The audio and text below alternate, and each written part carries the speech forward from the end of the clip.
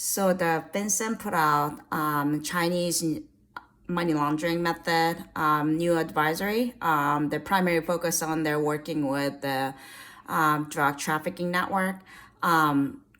Why is this important for trafficking victims? Obviously, they're trafficking a lot of victims around the world to operate not just the drug trafficking or sex trafficking, but also scamming many people around the world. But anyway, so that's besides the point.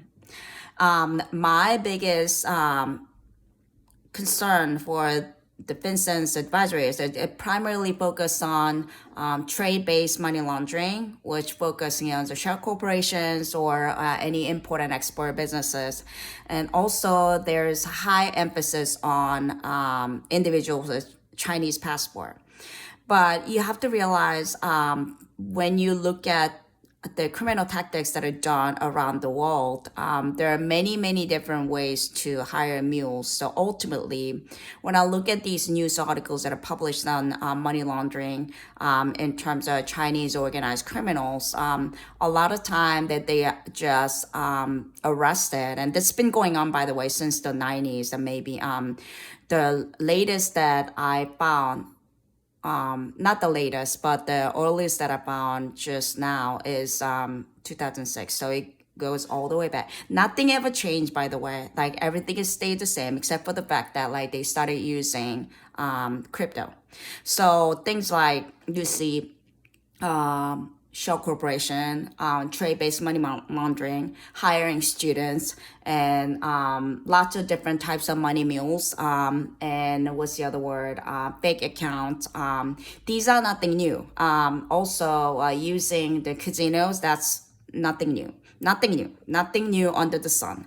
But what concerns me the most is that the FinCEN's advisory, again, focusing on money mules and trade-based money laundering. And I think that because that's what they have done in the past, we still are seeing this problems around the world. In fact, in the past, it was only for East Asian or the countries of surrounding the China or Taiwanese organized criminal, but now it's becoming global, right? And that's why we are seeing what we see in terms of scamdemic, people say.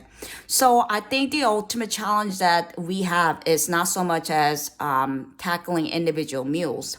I think the ultimate challenge is to figure out how are these the leaders behind 14K Trident or Taiwanese Bamboo Union, or what's the other organization, then Sunny On, how are they working with different criminal organization, and how are they reinvesting and investing their illicit asset? How are they accessing this illicit asset? Because I guarantee you, their ultimate purpose is not to keep the money in the crypto wallet. Their ultimate purpose is to expand their network. They're expanding their illicit market, expanding their influence, expanding their ultimately the monetizing from the illicit proceeds. So I think the, again, primary focus is to tackle the individuals that are higher up and how are they reinvesting and investing the money, not just tackling individual mules and with a Chinese passport.